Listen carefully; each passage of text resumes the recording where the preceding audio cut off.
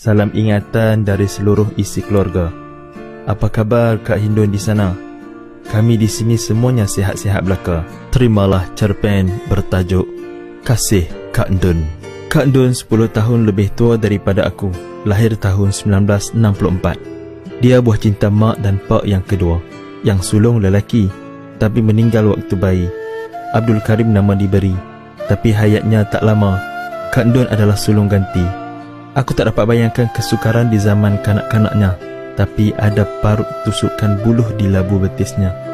Tangannya patah jatuh titi di Gajah Putih sewaktu menumpang di tanah Haji Rejak menanam tembikai. Ada parut besi tusukan besi pembak ikan di dahinya. Ajik lempar ke tunggul durian, terpelanting ke dahinya yang sedang menyapu sampah. Selain guna tunggul, Ajik juga cekap menggunakan besi untuk mengalirkan darah di kepala orang. Selain itu, yang aku tahu, dia berkorban untuk 12 orang adik-beradiknya, hingga dia sendiri tak pernah mengecap nikmat uang gajinya. Sewaktu di Universiti Malaya, beasiswanya juga dikirim kepada mak untuk adik-adik ke sekolah. Kata mak, masa sekolah rendah, Kemam Pak Lang Majid selalu mengejeknya kerana namanya Hindun. Kemam panggil dia Hendeng, Handel, sambil menggayakan orang menunggang basikal. Dia menang banyak pingat dan piala sukan masa di Khir Johari. Bila dia bawa balik, Pak akan mematahkan patung orang di atas piala itu. Kudunglah pialanya. Kalau dia bawa pulang gambar dengan pelajar lelaki, Pak akan menggunting gambar itu menjadi 2. Salah seorang yang menjadi bangsa guntingan Pak ialah gambar Hari Sukan Kak Ndun dengan rakan serumahnya Asmadi Kabisa. Aku hanya tahu namanya. Anak Sungai Pau yang pertama menjejaki universiti ialah Meli Ramli Abdullah, Datuk Pegawai Tinggi JPA, Allah yarham. Anak Cuyam. Cuyam adalah kakak mak yang nama mereka serupa, hanya beza I dan A. Mak kata Cuyam, Mariam, anak bungsu Cemat dari isteri pertama. Saya sendiri yang repot kelahirannya. Mak aku pula Pak Ngah Daud yang repot, anak isteri kedua. Mungkin dia lupa sudah ada anak Cemat nama Mariam. Meli batch awal UKM dan pernah jadi DO di Lumut, Perak. Jawatan terakhirnya di JPA, orangnya humble. Masih ada orang kampung yang tak tahu dia bergelar Datuk, dan ada yang tahu hanya pada hari kematiannya. Aku pernah ke rumahnya digombak dengan arwah Pak Cik Leman sewaktu muktamar PAS di Taman Melewar. Di belakang rumahnya ditanam ubi, pisang dan labu. Allah lebih menyayanginya. Kak Ndun anak Sungai Pau yang kedua ke universiti. Pak meminjam duit ahniau tauke ubi sebagai bekalan awal Kak Ndun di UM. Dalam kesempitan yang teramat sangat, Kak Ndun berjaya dinobestikan. Nok, lu mari gurun, pi Wah punya rumah esok. Pagi-pagi masa lu mau ambil bas pi Kuala Lumpur. Wah punya rumah, lu ada tahu kah? Kata ahniau. Wah tahu, jawab Pak. Kak Ndun sedang mengemaskan bagnya. Berapa tak cukup? Berapa lu mau pakai, lu cakap sama kita. Jangan susah hati, Wah tolong lu punya. Anak selupa tolong Wah punya anak sendiri, kata ahniau. Dia kemudian meluncur gon bukit depan rumah dengan Honda Cup 70 yang hanya muat dia seorang. Mu kata nak ajak Pozi kat Timur Hagi sekali. Mu bukan tu pun Universiti Malaya tu di mana? Kata mak. Pozi, IR Haji Khuzai, kini adalah timbalan pengarah JPS Pulau Pinang. Anak saudara Pak yang juga sedang belajar di universiti masa itu. Dia hilang kasutnya di Masjid Negara sewaktu menemani Pak dan Kak Ndun ke KL. Masa di sekolah menengah, Cemat pernah menawarkan duit supaya Pak menebus Kak Ndun dari sekolah. Pada fikiran orang tua-tua masa itu, anak perempuan patut duduk di rumah saja. Mujur Pak sudah mencium harum masa depan anak-anaknya. Aku tak tahu susah payah Kak Ndun di KL. Dia hanya bergantung penuh pada wang beasiswa yang juga dikongsi dengan adik-adik di rumah. Masa cuti semester, dia menolong mak mengerat dan mukul padi.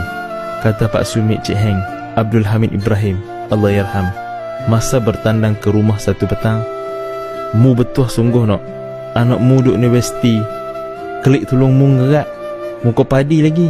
Kalau anak orang lain, jangan kata duduk universiti, hak kerja hilang pun, selut benang dia marah segeli.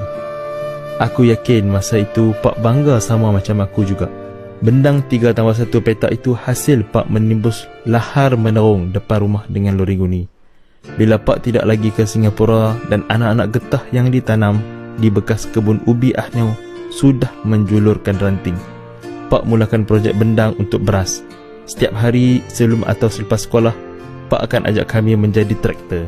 Dia membelah guni gula atau guni tepung dan diikat tali menjadi kereta tarik. Pak cangkul tanah tebing dilonggok ke atas kereta tarik. Aku, Ajik dan adik akan berlumba. Siapa dulu akan sampai, membalikkan guni itu dalam lahar dan berpatah balik. Ajik selalu menang. Waktu kami tiada, Pak membuatnya sendirian hingga lahan menerong itu menjadi bendang. Kamilah traktornya. Bahagian tengah lahannya terlalu dalam. Ada parit tengah yang airnya melepasi kepala. Ada ular gajah pernah melekat di jeruk ikan sobri. Warnanya putih, badannya pendek. Di lahar dalam itu pada musim kemarau, kami menangkap belalang kuning ke dalam botol toyu. Rasanya seperti udang bila digoreng. Itulah lauk masa ikan tiada. Kadang-kadang penuh sebelanga. Pak pernah dipatuk ular kapak misai yang bersembunyi di perdu padi pada satu pagi. Aduh, Allah! Aku kena patuk ular lah. Pisau penggerak padi yang bergerigi berulu kayu terlepas di tangan. Cari Sat, dia ada kat sini je, kata Pak sambil memicit jarinya. Jari telunjuknya itu diikat dengan rambut yang Mak cabut daripada kepala Pak. Dan Pak membaca ayat-ayat menawar bisa. Ular kapak bisa itu kemudian mati di tangan Ajik. Petang itu Pak ke hospital untuk mengambil ubat supaya bengkak di tangan hingga ke lengannya surut. Dia lari balik dari hospital Sungai Petani kerana tak mahu ditahan di wad. Aku nak suruh cucuk bagi surut bekak ni je, tapi dia mau suruh masuk wad. Bila doktor tak ada, aku lari klik naik teksi, Pak bercerita. Telunjuknya kemudian reput. Kukunya tercabut. Masih ternampak-nampak Pak membuang isi yang reput dengan pisau dapur. Dia menghayung kedap ke tangga dalam tong mukul padi musim kali itu dengan 9 jari tangan saja. Satu malam, Pak suruh kami menulis surat kepada Kak Don, melepas rindu kepada anak sulungnya melalui huruf bengkang-bengkok kami di atas tangga. Aku, Adi dan Ajik berjuntai di atas tangga. Anak tangga di atas adalah meja kami. Tulis cepat, aku nak kata. Ke hadapan Kak Hindun yang jauh di Kuala Lumpur. Salam ingatan dari seluruh isi keluarga. Apa khabar Kak Hindun di sana? Kami di sini semuanya sihat-sihat belaka. Ikut suka moha lah. Nak tulis kakak ke, kekanda ke, anak anda ke. Pak menawarkan kami untuk bermanja dengan Kak Hindun. Semoga anda-anda juga sentiasa di bawah peliharaan Allah hendaknya. Mak hanya memerhati sesekali menyampuk, menjelaskan keadaan dirinya buat pengetahuan anak perempuannya. Aku berbahasa seperti pelajaran karangan dan surat kiriman yang cikgu ajar di sekolah. Lama selepas surat-surat kami dipostkan, Kak Don balik bercuti. Dia memanggil aku Adinda. Rupanya aku seorang saja yang guna bahasa standard. Ajik dan adik guna bahasa Pak. Cabuk sungguh. Aku malu sangat pada masa itu. Kak Don mula menjadi guru dan berkahwin dengan Abang Razi, engineer JPS, orang Bagan Serai yang mengoratnya di Universiti Malaya melalui tuan rumah sewa.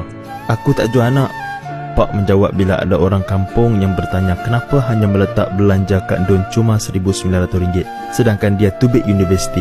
Kenduri kahwin Kak Don cuma 60 ekor ayam digulai dengan ria pisang. Kak Don dan Abang Razi kemudiannya menjadi tempat kami berpaut pada kasih dan bersandar pada budi. Kak Don dan Abang Razi tidak bertukar kereta, tidak bersalin baju, membantu kami-kami adik-beradik 10 orang yang pernah bersekolah serentak. Tak mampu kutulis satu persatu jasa dan budi mereka untuk keluarga. Mak dan Pak mampu menarik nafas menghilang penat sejak Kak Don mula menjadi guru. Kereta Datsun 120Y berwarna putih milik Abang Razi hanya bertukar sedetik sebelum aku menumpang di rumah mereka bila terhumban dari sekolah menengah Sek dan diterima di sekolah menengah Derma pada tahun 92. Dia membeli Proton Saga Merah WCB. Abangku Sobri sejak kursus bahasa di Nilampuri tahun 89 hingga balik dari Mesir tahun 94 adalah dengan jasa dua insan ini. Ajik, aku, Adi, Siti, Pija, Sheila, Hasnah, Ain, ada keringat mereka dalam darah kita. Kak Don dan Abang Razi memberi dan berkongsi segala apa mereka miliki, lebih daripada yang patut. Dia memberi sebuah scrambler kuning zaman rambut afronya kepada Aki. Motor itu berjasa kepada banyak orang, termasuk aku dan Ajik yang berulang-alik ke sekolah Sek 90 hingga 91. Kak Don membuat personal loan dari bank untuk aku dan Ajik ke UUM dan USM serentak. Dia tidak berhias seperti guru-guru lain. Jari dan lengannya tiada barang kemas. Baju raya mak dan adik-adik perempuan adalah kainnya. Baju dan kasut sekolah adalah wang gajinya. Apalagi yang mampu kutulis. Demikianlah menjadi kakak kepada 13 adik-beradik. Memiliki hati seorang anak sulung walaupun perempuan. Kekuatannya seperti seorang ayah. Baru kinilah aku melihat dia menikmati apa yang patut untuk diri dan anak-anaknya. Terima kasih Kak Don. Allah saja yang mampu membalasnya.